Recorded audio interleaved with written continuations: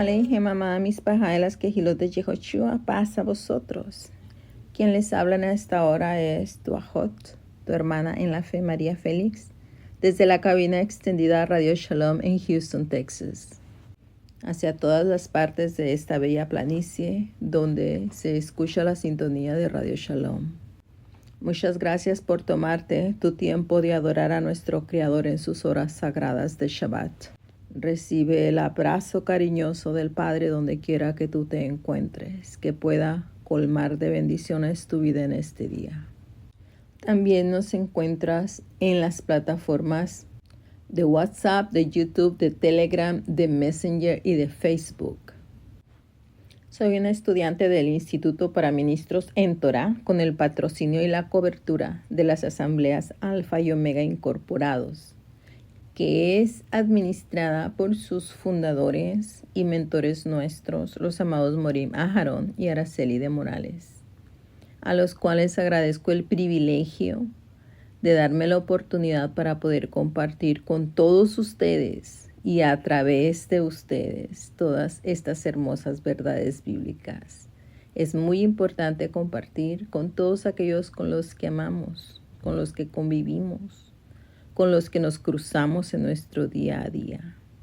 Acá en las Kehilot de Yehoshua nos regimos por el calendario sacerdotal perpetuo, que es perfecto, como base para una de nuestras principales enseñanzas. Y la otra es creer, proclamar y enseñar el verdadero nombre del Elohim de Israel, Jehová Tsebaot, en un formato de raíces hebreas. Somos una organización eclesiástica de sostén propio y sin afanes de lucro, con el único propósito de cumplir el mandato de nuestro amado Yehoshua HaMashiach de llevar este hermoso mensaje a todo el mundo en nuestras generaciones. Nos puedes contactar en cualquier tiempo en el www.elyosoy.com. Y llegamos a nuestra parasha número 45 intitulada Behel Shemot. Estos son los nombres. Y las referencias bíblicas las encontramos en Éxodo 1:1 hasta el 2:25, Isaías 27:6, Jeremías 1 del 1 al 19, Ezequiel 16, 1-20, el Salmo 45, 2 de Corintios 6, del 1 al 10. Oremos. Santo Padre Dios de la gloria, gracias te doy en esta hora, porque eres infinitamente bueno con nosotros. Gracias por cuidarnos, cuidar nuestros bienes, cuidar de los que amamos y permitirnos reunirnos en este Shabbat para adorar y bendecir tu bendito nombre, aprender más de ti y fortalecernos mutuamente. Sigue siendo con cada uno de nuestros amados radioescuchas. Llénales de igual manera, fortaléceles, bendíceles y prepárales para que juntos un día estemos delante de tu presencia, en el dulce nombre que es sobre todo nombre, nuestro amado Yehoshua HaMashiach. Amén y amén. De cierta manera, la semana pasada cerramos con el primer libro de la Torah, el primer libro de la Biblia, con el Génesis. Pero eso no significa que terminamos, simplemente que continuamos, pues vemos ahí cómo Jehová forma la humanidad. Y hoy en miramos cómo Jehová forma a su pueblo. Allá miramos cómo Jehová hizo pacto con Noé y a través de sus hijos. Acá nosotros miraremos cómo Jehová hace pacto con el pueblo de Israel ya establecido en el monte Sinaí. Por tanto, hay un paralelismo constante que se puede hacer entre Génesis y Éxodo. Entre el primero, que habla de la etapa de los patriarcas de Abraham, Isaac y Jacob, y acá hablaremos de los hijos del último patriarca que vinieron con Jacob a Egipto en donde fueron esclavizados. Y estos dos grandes acontecimientos son bien importantes en el calendario litúrgico del pueblo de Israel. Literal, pues cada vez que se celebra cualquier festividad del calendario litúrgico, el pueblo de Israel va a hacer mención de estos dos acontecimientos cada vez que se hace un kiddush con la frase Heser le Maaseh Bereshit, Heser le Shamishraim. El kiddush es la bendición del vino en una copa cada viernes a la puesta del sol, cuando da inicio el Shabbat. Y personalmente pienso que es una muy bonita tradición porque te mantiene la mente fresca en el lugar que te corresponde, sabiendo que no te mandas a ti mismo, sino que debes sujeción y obediencia continua y constante a tu Creador, que a la vez es tu libertador y garante. Tristemente, el judaísmo sigue esperando por nuestro Mesías, pero ese es otro tema de estudio.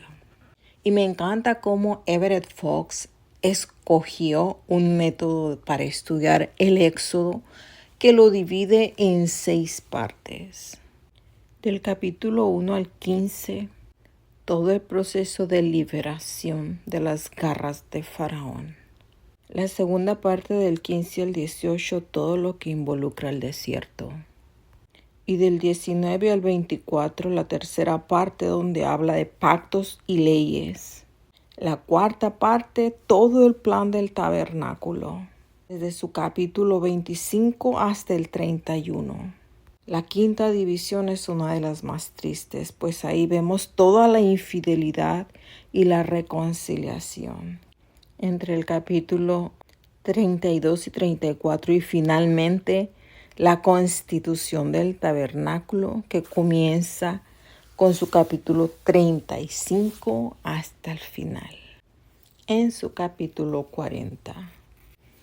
Y fácilmente estos 1209 versículos y 16.713 palabras de las 71 páginas que abarca Éxodo también se puede dividir en 3 categorías.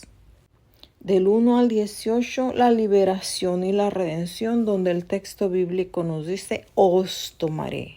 En este punto, Dios se lo toma personal, que somos su pueblo y que nos defiende. Del 19 al 24 nos va a instruir, nos va a dar todas esas leyes que nos van a ayudar a caminar delante de su presencia. Aquí es donde el Todopoderoso, Supremo, Infinito hace pacto con su pueblo elegido. Aquí es donde básicamente nace la mentalidad de reino, imparable. Y del 24 al 40, con esa maravilla de la doctrina del santuario, es donde Dios Padre habita con su pueblo. Esto implica una relación personal, uno a uno, de adoración total, completa y suprema. Por supuesto, siempre y cuando estés dispuesto a aceptar la interacción con un Dios temible, que no nada más es bueno, sino que es fiel y más que fiel. Pues a través de las edades somos testigos del cumplimiento fidedigno de Génesis 1:28, allá donde Jehová nos bendijo y nos dijo, ser fecundos y multiplicaos, llenar la tierra y sojuzgarla. Bendición añadida a todo hijo del Eterno. Esta es una de las principales razones por las cuales en ese periodo de esos 350 años que ya habían transcurrido entre estos primeros versos de Éxodo, como el puente que está uniéndonos con Génesis. Pues la historia falta muchísimo para que termine. Todas ellas están entrelazadas y unidas entre sí. Una fluye dentro de la próxima y así será hasta ver su rostro. Y en ese número que se da de los que entraron con Jacob a Egipto, que algunas versiones te van a dar 70, 74, 75, los números están fluctuando entre cada traducción y tiene su explicación. Pero me llama la atención cómo algunos dicen que el 70 es un número simbólico dentro de la Torá y dentro de la Biblia como un entero, simbolizando el Ejad, la unión, y diciendo que todos vinieron con Jacob sin dejar a nadie de lado, sin dejar a nadie atrás. Y tomando en cuenta que bíblicamente solamente se cuentan a los varones, pero en este caso solamente de la casa de Jacob, no contando ni a las mujeres ni a los niños. Porque si nos ponemos a pensar a este punto, pudieran ser mucho más de 200, ya que en Génesis se nos dijo que cuando ellos asaltaron Siquem, pues se trajeron prisioneros con ellos, pero evidentemente no entran en esta cuenta porque no son familia.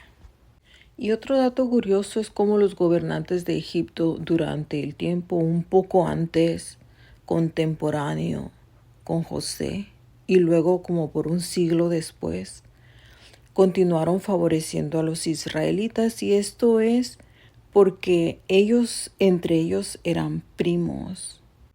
Pues los Ixos eran semitas de la línea de Shem, mientras que el nuevo faraón que estaba entrando, y la palabra nos menciona que no conocía a José, era de la línea de Cam, que aborrecía al pueblo hebreo, pues se afrentaba con su prosperidad y guardaba contra este pueblo un celo y un odio, me atrevo a decirlo, infernal, como todo lo que es contrario a nuestro Abba. Por eso es que vemos en el verso 7 el final de la hora dorada de Israel en Egipto. Pues este nuevo rey no tenía ninguna intención de honrar los tratos de los reyes anteriores ni de los faraones anteriores que habían tenido los israelitas. Y esto era porque este nuevo rey era nativo egipcio. Este primer gobernante egipcio, este nuevo faraón, prontamente anunció que los israelitas que habían sido ciudadanos honorables y dignos por casi 200 años, de repente son un peligro. Y la razón que da simplemente es que son más numerosos. Se mete al rollo hitleriano de jugar el juego de las razas.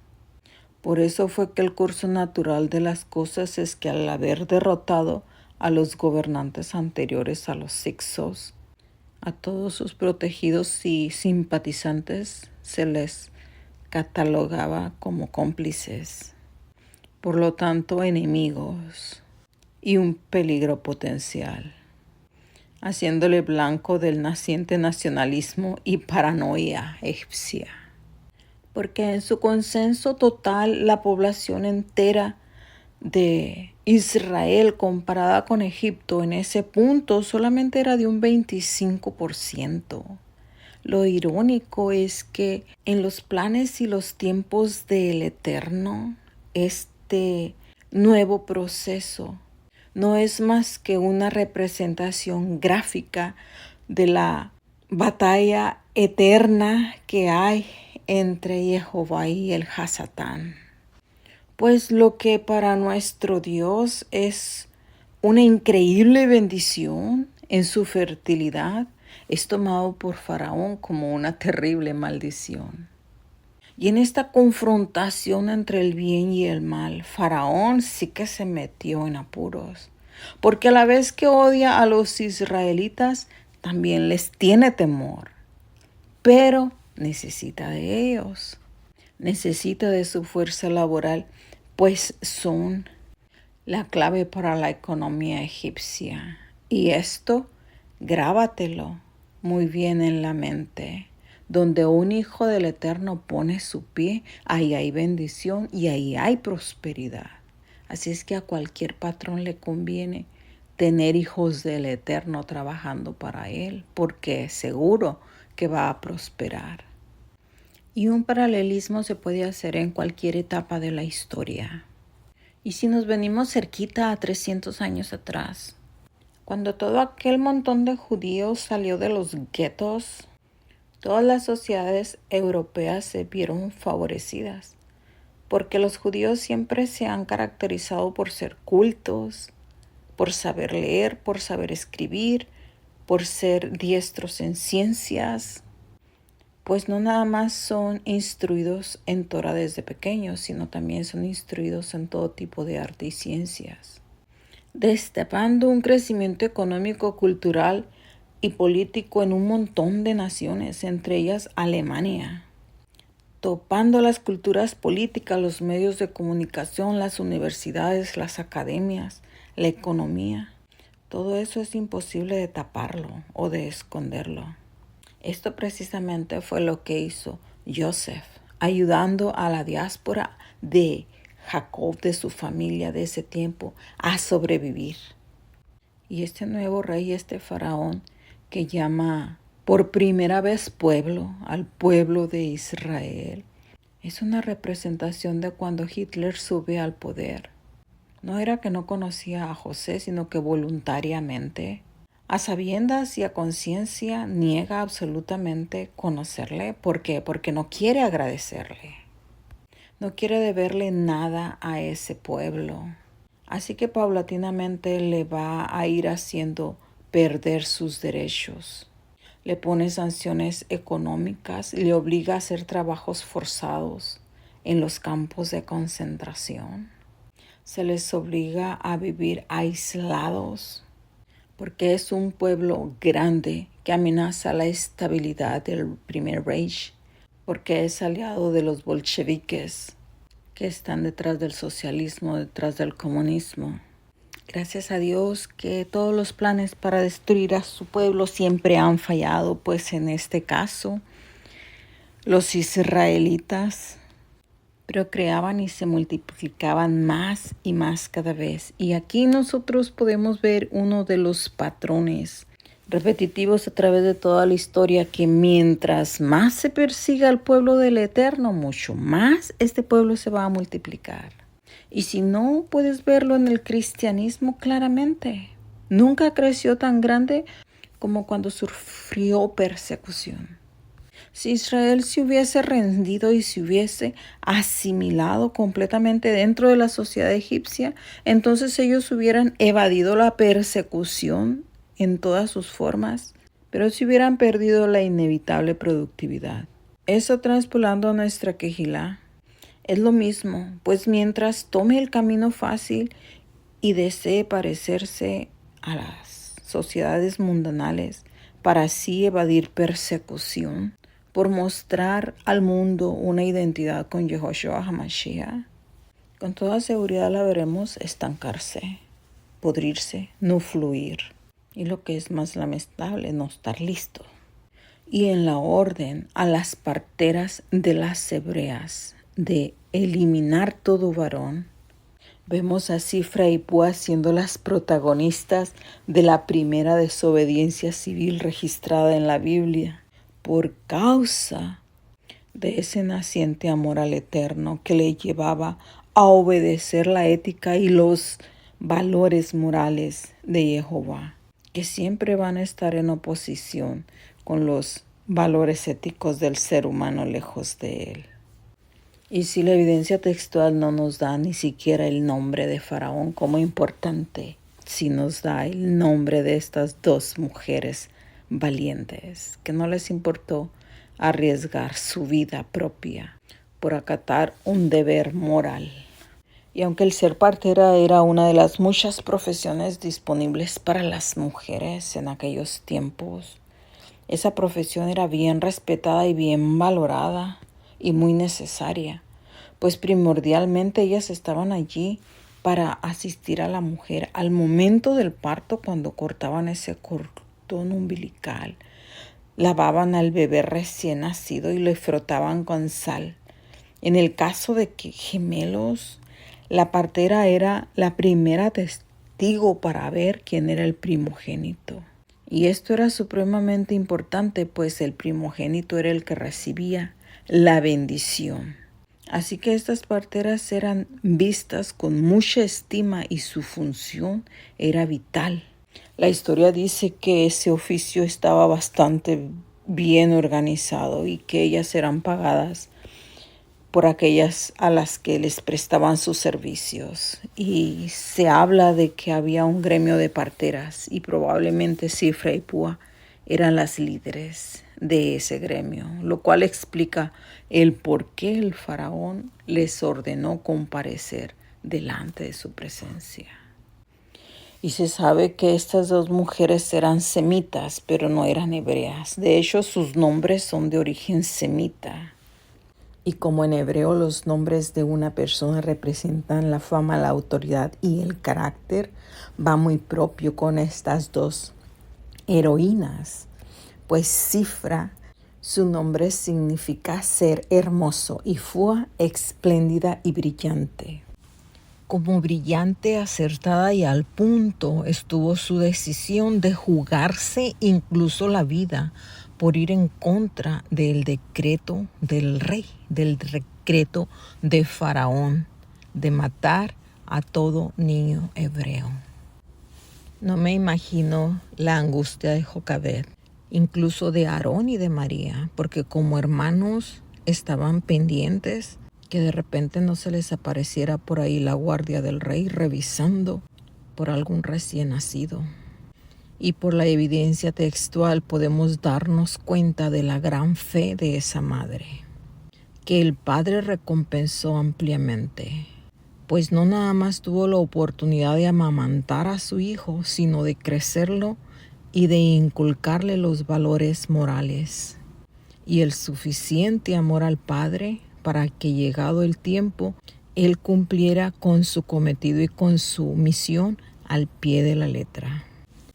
Y esto solamente es posible lograrlo cuando tienes una vida dedicada a Jehová, tanto padre como madre, hombre como mujer. Sabemos que los dos eran de la tribu de Leví. Sabemos que los dos tenían el temor de Jehová en su corazón. Y es maravilloso lo que dice la palabra de Moshe cuando nació, que fue hermoso, usando la palabra hebrea tov, exactamente la misma palabra que usó Jehová en la creación, cuando dijo que todo era absolutamente bueno en gran manera. Si no has comenzado a practicar un culto de familia, encarecidamente te lo sugiero, hazlo, porque en ello tendrás bendición no nada más para ti, sino para toda tu descendencia. Personalmente he experimentado cómo hacer tu devocional de mañana. No estoy hablando de las oraciones matutinas de Radio Shalom o las vespertinas o las de la noche. Estoy hablando de tu devoción propia personal, que cuando la realizas el día es más pleno. Y faltar esa cita diaria no es negociable. No te olvides que el conocimiento es poder, que el oro se prueba con el fuego y los diamantes solamente brillan cuando son pulidos. Y síguete gozando, pueblo de Israel. Shabbat Shalom.